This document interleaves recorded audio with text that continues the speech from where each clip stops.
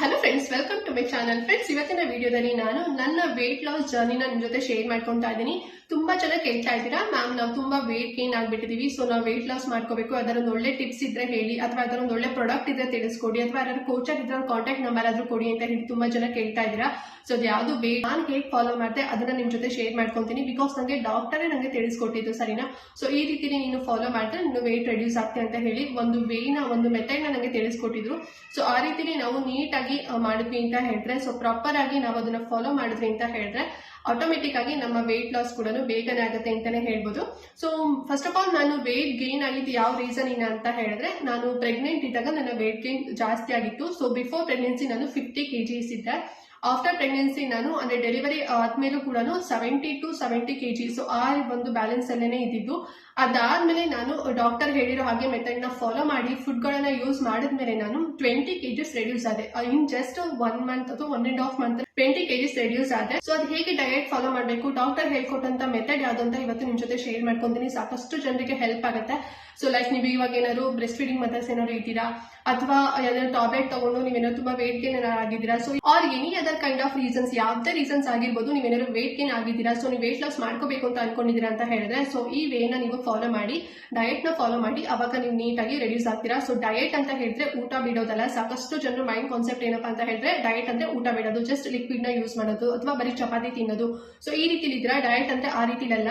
So ನಮ್ಮ diet ಅಲ್ಲಿ carbohydrate ಇರಬೇಕು, ಫೈಬರ್ಸ್ ಇರಬೇಕು, ಮತ್ತೆ ಪ್ರೋಟೀನ್ಸ್ ಇರಬೇಕು. ಸೊ ಈ ರೀತಿ ನಾವು ಬ್ಯಾಲೆನ್ಸ್ ಮಾಡ್ಕೊಂಡು ನಾವು ಪ್ರಾಪರ್ ಆಗಿ ಡಯಟ್ ನ ಫಾಲೋ ಮಾಡಿದ್ವಿ ಅಂತ ಹೇಳಿದ್ರೆ ನೀವು ಎಷ್ಟು ವೇಟ್, ಸೊ ನಿಮ್ಮ ವೇಟ್ ಲಾಸ್ ನೀವು ಬೇಗನೆ ಆಗ್ತೀರಾ ಅಂತಾನೆ ಹೇಳ್ಬೋದು. ಸೊ ಇದ್ರ ಬಗ್ಗೆ ನಿಮಗೆ ಕಂಪ್ಲೀಟ್ ಇನ್ಫಾರ್ಮೇಶನ್ ಕೊಡ್ತೇನೆ. ಸೊ ಸಾಕಷ್ಟು ಜನರಿಗೆ ಈ ಒಂದು ವಿಡಿಯೋ ತುಂಬಾನೇ ಯೂಸ್ಫುಲ್ ಅಂತ ಅನ್ಸ್ಬೋದು. ಸೊ ನಿಮ್ಗೆ ಯೂಸ್ಫುಲ್ ಆಯ್ತು ಅಂತ ಅನ್ಸಿದ್ರೆ ದಯವಿಟ್ಟು ಇವರನ್ನ ಎಲ್ರೂ ಕೂಡ ಶೇರ್ ಮಾಡ್ಕೊಳ್ಳಿ, ಅವ್ರಿಗೂ ಕೂಡ ಹೆಲ್ಪ್ ಆಗುತ್ತೆ. ಹಾಗೆ ನೀವು ನಮ್ಮ ಚಾನಲ್ ಸಬ್ಸ್ಕ್ರೈಬ್ ಮಾಡ್ಕೊಳ್ಳೋದಲ್ಲ, ಹೊಸದಾಗಿ ವಿಡಿಯೋ ವಾಚ್ ಮಾಡ್ತಿದ್ದೀರಾ ಅಂತ ಹೇಳಿದ್ರೆ ಚಾನಲ್ ಸಬ್ಸ್ಕ್ರೈಬ್ ಮಾಡ್ಕೊಂಡು ನೋಡಿ. ಇದೇ ರೀತಿ ಯೂಸ್ಫುಲ್ ಆಗಿರುವಂತಹ ವಿಡಿಯೋಸ್ಗಳು ಎವ್ರಿ ಡೇ ಅಪ್ಲೋಡ್ ಆಗ್ತಿರುತ್ತೆ. ಸೊ ಯಾವ್ದು ಕೂಡ ನಿಮಗೆ ಮಿಸ್ ಆಗೋದಿಲ್ಲ ಅಂತ ಹೇಳ್ತಾ, ಸೊ ಬನ್ನಿ ಹಾಗಾದ್ರೆ ಯಾವ ರೀತಿ ನಾವು ವೇಟ್ ಲಾಸ್ ನ ಮಾಡ್ಕೋಬೇಕು ಅಂತ ತಿಳಿಸ್ಕೊಡ್ತೇನೆ. ಫ್ರೆಂಡ್ಸ್, ಫಸ್ಟ್ ಮಾರ್ನಿಂಗ್ ನೀವು ಎದ್ದ ತಕ್ಷಣ ಅಂದ್ರೆ ಫ್ರೆಶ್ ಅಪ್ ಎಲ್ಲ ಆದ್ಮೇಲೆ ನೀವು 1 ಗ್ಲಾಸ್ ನೀವು ಬಿಸಿನೀರ್ನ ಕುಡಿಬೇಕು, ಸರಿನಾ?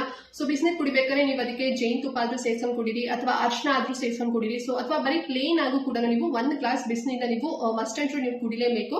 ಸೊ ಅದಾದ್ಮೇಲೆ ನೀವು ಒಂದ್ ಚಮಚ ಅಷ್ಟು ಬೆಲ್ಲನ ಯೂಸ್ ಮಾಡಿ. ಸೊ ಅವಾಗ ನಿಮ್ಗೆ ಬ್ಲಡ್ ಸರ್ಕ್ಯುಲೇಷನ್ ನೀಟಾಗಿ ಆಗುತ್ತೆ. ಸೊ ಯಾವ್ದೇ ರೀತಿ ನಿಮ್ಗೆ ಬಾಡಿನಲ್ಲಿ ಏನು ಕೂಡ ಪ್ರಾಬ್ಲಮ್ಸ್ ಬರೋದಿಲ್ಲ, ಅಂಡ್ ಆಲ್ಸೋ ಸ್ಕಿನ್ ಪ್ರಾಬ್ಲಮ್ಸ್ ಗಳು ಬರೋದಿಲ್ಲ. ಸೊ ಹಾಗಾಗಿ ನೀವು ಸಕ್ಕರೆ ಬದಲು ಬೆಲ್ಲನ ಯೂಸ್ ಮಾಡಬೇಕು. ಸೊ 1 ಚಮಚ ಮಾರ್ನಿಂಗ್ ಅದನ್ನ ಯೂಸ್ ಮಾಡಿ. ಅದಾದ್ಮೇಲೆ ನೀವು ಸಿಂಪಲ್ ಎಕ್ಸರ್ಸೈಸ್ ಅಂದ್ರೆ ಲೈಕ್ ಮಸಲ್ಸ್ ಎಕ್ಸರ್ಸೈಸ್ ಗಳನ್ನ ಮಾಡಿ. ಸೊ ನಿಮಗೆ ಸಾಕಷ್ಟು ಯೂಟ್ಯೂಬ್ ಅಲ್ಲೂ ಕೂಡ ಸಿಗುತ್ತೆ, ಮತ್ತೆ ಅಥವಾ ಆನ್ಲೈನ್ ಎಲ್ಲಾ ಕಡೆ ಕೂಡ ನಿಮ್ಗೆ ಸಿಗುತ್ತೆ, ಸರ್ಚ್ ಮಾಡಿ. ಸೊ ಸ್ವಲ್ಪ ಬಾಡಿ ಎಕ್ಸರ್ಸೈಸ್ ನ ಮಾಡಿ, ಅಥವಾ ನೀವು ವಾಕ್ ಮಾಡಿ, ಅಥವಾ ಸ್ವಲ್ಪ ನಡೀರಿ, ಅಥವಾ ರನ್ನಿಂಗ್ ಮಾಡಿ. ಸೊ ಈ ರೀತಿ ನೀವು ಸ್ವಲ್ಪ ಮಸಲ್ಸ್ ಎಕ್ಸರ್ಸೈಸ್ ನ ಮಾಡಿ, ಸರಿನಾ? ಸ್ವಲ್ಪ ಮೆಡಿಟೇಷನ್ ಕೂಡ ಮಾಡಿ.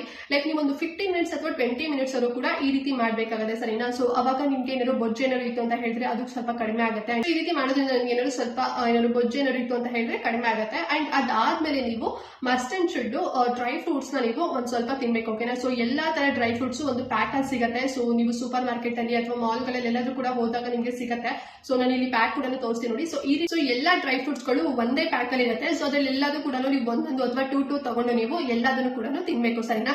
ಸೊ ಇದು ಎಕ್ಸರ್ಸೈಸ್ ಆದ್ಮೇಲೆ ನೀವು ಈ ರೀತಿನ ಮಾಡಿ. ಸೊ ಅದಾದ್ಮೇಲೆ ನೀವು ಬ್ರೇಕ್ಫಾಸ್ಟ್ ಮಾಡಬೇಕು. ಸೊ ಬ್ರೇಕ್ಫಾಸ್ಟ್ ಹೇಗೆ ಅಂತ ಹೇಳಿದ್ರೆ, ಸೊ ನಿಮ್ಮ ಬ್ರೇಕ್ಫಾಸ್ಟ್ ಅಲ್ಲಿ ಹೆಚ್ಚಾಗಿ ಫೈಬರ್ ಕಂಟೆಂಟ್ ಇರುವಂತ ನೀವು ಫುಡ್ ಗಳನ್ನ ಯೂಸ್ ಮಾಡ್ಬೇಕಾಗುತ್ತೆ, ಸರಿನಾ? ಸೊ ಲೈಕ್ ಯಾವ್ದು ಅಂತ ಹೇಳಿದ್ರೆ ಅವಕಾಡೋ, ಓಟ್ಸ್, ಬ್ರೊಕೋಲಿ, ಮತ್ತೆ ಗ್ರೇನ್ಸ್ ಆಗಿರುವಂದ್ರೆ ಧಾನ್ಯಗಳು ಅಂತ ಕರೀತಾವಲ್ಲ, ಸೊ ಅದು, ವೆಜಿಟೇಬಲ್ಸ್, ಚಿಯಾ ಸೀಡ್ಸ್, ಫ್ರೂಟ್ಸ್, ಮತ್ತೆ ಬೀನ್ಸ್, ಕ್ಯಾರೆಟ್, ಮತ್ತೆ kidney beans, nuts and seeds, ಮತ್ತೆ ಪೊಟ್ಯಾಟೋಸ್ ಅಂದ್ರೆ ಆಲೂಗಡ್ಡೆ, ಮತ್ತೆ ಆಪಲ್, ಬನಾನಾ, ಬಾರ್ಲಿ. ಸೊ ಈ ರೀತಿ ಫೈಬರ್ ಕಂಟೆಂಟ್ ಇರುವಂತ ಫುಡ್ ಗಳನ್ನ ನೀವು ಎಲ್ಲಾದ್ರೂ ಯೂಸ್ ಮಾಡೋದಲ್ಲ, ನಿಮ್ಗೆ ಯಾವ್ದು ಈಸಿಯಾಗಿ ಸಿಗುತ್ತೆ, ಸೊ ನಿಮ್ಮ ಮನೇಲಿ ಯಾವ್ದಿದೆ, ಸೊ ಅದನ್ನ ನೀವು ಏನಾದ್ರು ಒಂದು ಫುಡ್ ರೀತಿ ಅಥವಾ ಅಂದ್ರೆ ಸಾಲಿಡ್ ತರ ರೀತಿ ಮಾಡ್ಕೊಂಡಾದ್ರು ನೀವು ತಿನ್ಬಹುದು. ಚಪಾತಿ ಅಥವಾ ರೊಟ್ಟಿ ಜೊತೆಗೆ ಸೊ ಇದನ್ನ ಯೂಸ್ ಮಾಡಿ. ಮಸ್ಟ್ ಅಂಡ್ ಶುಡ್ ಬನಾನಾ ಅಥವಾ ಆಪಲ್ಸ್ ಅದರ ಒಂದು ಫ್ರೂಟ್ಸ್ ನ ತಗೊಳ್ಳಿ, ಓಕೆನಾ? ಸೊ ನಿಮ್ಗೆ ನಾನು ಹೇಳಿರುವಂತದ್ರಲ್ಲಿ ಯಾವ್ದು ನಿಮ್ಮ ಮನೇಲಿ ಇರುತ್ತೆ ಅಥವಾ ನಿಮ್ಗೆ ಯಾವ್ದು ತಗೊಳ್ಳೋಷ್ಟು ಶಕ್ತಿ ಇದೆ, ಸೊ ಅದನ್ನ ತಗೊಂಡು ನೀವು ಮಾರ್ನಿಂಗು ನೀವು ಇಷ್ಟನ್ನೇ ತಿನ್ಬೇಕು, ಓಕೆನಾ? ಅಂದ್ರೆ ಫೈಬರ್ ಜಾಸ್ತಿ ಇರುವಂತ ಫುಡ್ ಗಳನ್ನ ಮಾತ್ರ ತಿನ್ಬೇಕಾಗತ್ತೆ. ಇಷ್ಟೆಲ್ಲ ಸ್ವಲ್ಪ ತಿನ್ಬೇಕಾ ಜಾಸ್ತಿ ತಿನ್ಬೇಕಾ ಅಂತ ಹೇಳಿದ್ರೆ, ಸೊ ನಿಮ್ಗೆ ಹೊಟ್ಟೆಗೆ ಎಷ್ಟು ಆಗುತ್ತೆ ಅಷ್ಟು ತಿನ್ನಿ, ಓಕೆನಾ? ಸ್ವಲ್ಪನೇ ತಿನ್ಬೇಕು, ಜಾಸ್ತಿನೇ ತಿನ್ಬೇಕು ಆ ರೀತಿ ಇಲ್ಲ. ನಿಮ್ ಹೊಟ್ಟೆ ತುಂಬಾ ಅಷ್ಟು ನಿಮ್ಗೆ ಈ ಒಂದು ಫೈಬರ್ ಕಂಟೆಂಟ್ ಇರುವಂತ ಫುಡ್ ಗಳನ್ನ ಮಾತ್ರ ನೀವು ಮಾರ್ನಿಂಗ್ ತಿನ್ಬೇಕಾಗುತ್ತೆ, ಸರಿನಾ? ಅದಾದ್ಮೇಲೆ ಆಫ್ಟರ್ನೂನ್ ನೀವು ಲಂಚ್ಗೆ, ಸೊ ಲಂಚ್ ಟೈಮ್ ಅಲ್ಲಿ ನೀವು ಪ್ರೋಟೀನ್ ಜಾಸ್ತಿ ಇರುವಂತದ್ದು, ಪ್ರೋಟೀನ್ ರಿಚ್ ಇರುವಂತ ಫುಡ್ ಗಳನ್ನ ನೀವು ತಿನ್ಬೇಕು. ಸೊ ಯಾವ್ದು ಅಂತ ಹೇಳಿದ್ರೆ, ನೀವೇನಾದ್ರು ನಾನ್ ವೆಜ್ ತಿಂತೀರಾ ಅಂತ ಹೇಳಿದ್ರೆ ಚಿಕನ್ ಆಗಿರ್ಬೋದು, ಫಿಶ್ ಆಗಿರ್ಬೋದು, ಅಥವಾ ಸೀ ಫುಡ್ ಆಗಿರ್ಬೋದು, ಆಮೇಲೆ ಎಗ್ ಆಗಿರ್ಬೋದು. ಸೊ ಈ ರೀತಿ ತಗೋಬಹುದು. ಅಂಡ್ ಅಥವಾ ನೀವೇನಾದ್ರೂ ಇವಾಗ ವೆಜಿಟೇರಿಯನ್ಸ್ ಏನಾದ್ರು ಇದ್ದೀರಾ ಅಂತ ಹೇಳಿದ್ರೆ ಬೇಳೆಕಾಳು ಆಗಿರ್ಬೋದು, ಪನ್ನೀರ್ ಆಗಿರ್ಬೋದು, ಸೋಯಾಬೀನ್ಸ್ ಆಗಿರ್ಬೋದು, ಅಥವಾ ಕಡಲೆ ಅಂತ ಹೇಳ್ತಾರಲ್ಲ, ಸೊ ಅದನ್ನ ತಿನ್ಬೋದು.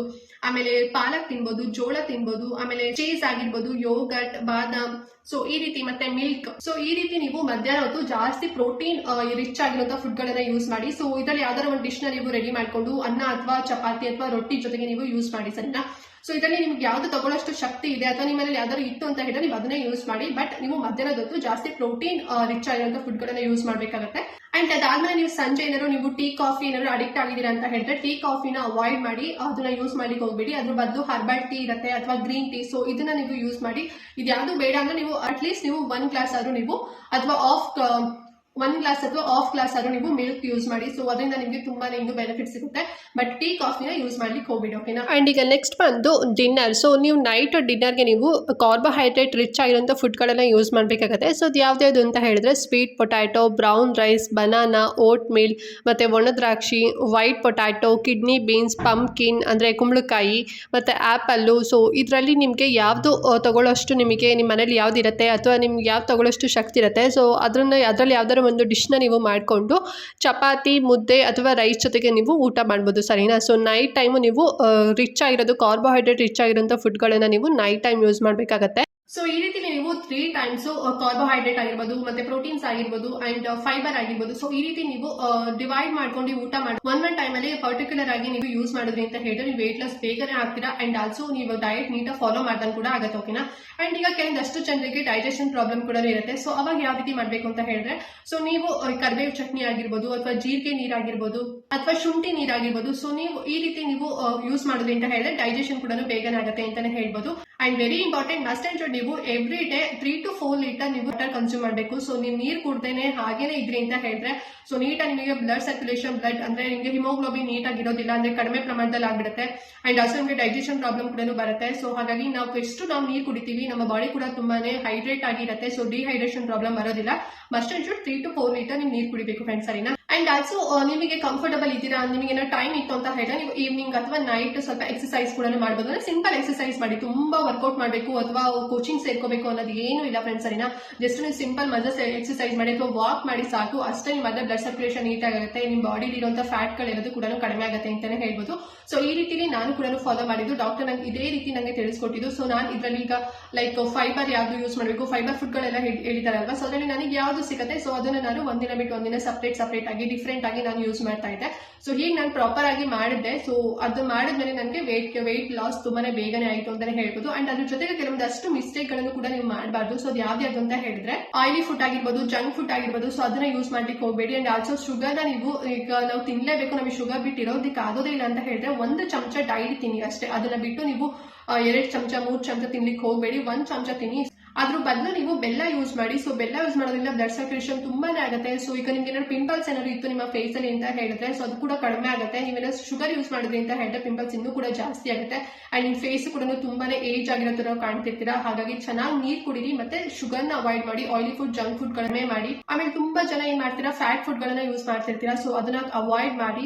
ಆಮೇಲೆ ತುಂಬಾ ಜನ ಉಪವಾಸ ಮಾಡ್ತಾ ಇರ್ತಾರೆ, 2 ದಿನ 3 ದಿನ ಉಪವಾಸ ಎಲ್ಲ ಮಾಡ್ತಿರ್ತೀರಾ. ಸೊ ಉಪವಾಸ ಮಾಡ್ಲಿಕ್ಕೆ ಹೋಗ್ಬೇಡಿ. ಉಪವಾಸ ಮಾಡಿದ್ರಿ ಅಂತ ಹೇಳಿದ್ರೆ ನಿಮ್ಮ ಬಾಡಿನೇ ನಿಮ್ಗೆ ಅನ್ಹೆಲ್ತಿ ಆಗ್ಬಿಡುತ್ತೆ. ಸೊ ನಿಮ್ಗೆ ಬೇರೆ ಏನು ಪ್ರಾಬ್ಲಮ್ಸ್ ಗಳೆಲ್ಲದೂ ಕೂಡ ಬರುತ್ತೆ. ಸೊ ಉಪವಾಸ ಅಂತೂ ಮಾಡ್ಲಿಕ್ಕೆ ಹೋಗ್ಲೇಬೇಡಿ. ಮತ್ತೆ ನಿಮ್ಗೆ ಏನಾದ್ರು ಥೈರಾಯ್ಡ್ ಏನಾದ್ರು ಪ್ರಾಬ್ಲಮ್ಸ್ ಇತ್ತು ಅಂತ ಹೇಳಿದ್ರೆ must and should thyroid tablet ಗಳನ್ನ ನೀವು ಯೂಸ್ ಮಾಡಿ. ಸೊ ಅದನ್ನ ಬಿಡ್ಲಿಕ್ಕೆ ಹೋಗ್ಬೇಡಿ, ಸರಿನಾ? ಸೊ ನಂಗೂ ಕೂಡ ಥೈರಾಯ್ಡ್ ಪ್ರಾಬ್ಲಮ್ ಇತ್ತು. ಸೊ ನಾನು ಕೂಡ ಟ್ಯಾಬ್ಲೆಟ್ ತಗೊಂತಾ ಇದ್ದೆ. ಸೊ ಇವಾಗ ಎಲ್ಲದೂ ಕೂಡ ಕ್ಯೂರ್ ಆಗಿದೆ.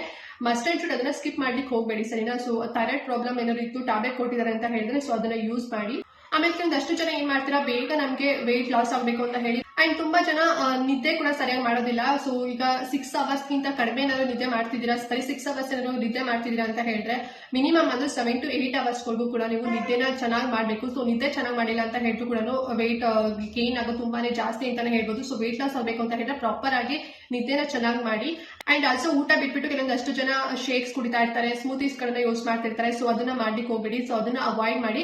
ಮತ್ತೆ ಇನ್ನೊಂದಷ್ಟು ಜನ ಬರೀ ಚಪಾತಿ ಯೂಸ್ ಮಾಡ್ತಾ ಇರ್ತಾರೆ ಬೇಗ ವೇಟ್ ಲಾಸ್ ಆಗ್ಬೇಕು ಅಂತ ಹೇಳಿ. ಆ ರೀತಿನೂ ಮಾಡಬಾರ್ದು. ಸೊ ನಾನು ಏನು ಮೆಥಡ್ ಹೇಳ್ಕೊಟ್ಟಿದ್ದೀನಿ, ಸೊ ಆ 3 ಟೈಮ್ಸ್ ಕೂಡ ನೀವು ಯಾವ್ದು ರಿಚ್ ಆಗಿರೋ ಫುಡ್ ಯೂಸ್ ಮಾಡಬೇಕು, ಆ ಟೈಮ್ ಅಲ್ಲಿ ನೀವು ರಿಚ್ ಆಗಿರೋ ಫುಡ್ ನ ನೀವು ಮಸ್ಟ್ ಅಂಡ್ ಶುಡ್ ಯೂಸ್ ಮಾಡಲೇಬೇಕು. 3 ಟೈಮ್ಸ್ ಅಲ್ಲೂ ಕೂಡ ನೀವು ಅನ್ನ, ಮುದ್ದೆ, ಚಪಾತಿ ಅಥವಾ ರೊಟ್ಟಿ, ಸೊ ನಿಮಗೆ ಯಾವ್ದು ಯೂಸ್ ಆಗುತ್ತೆ, ಸೊ ನಿಮಗೆ ಯಾವ್ದು ಈಸಿಯಾಗಿ ಸಿಗುತ್ತೆ, ಸೊ ನೀವು ಅದನ್ನ ಮಸ್ಟ್ ಅಂಡ್ ಶುಡ್ ಯೂಸ್ ಮಾಡಬೇಕು ಫ್ರೆಂಡ್ಸ್. ಅದೇನಾ?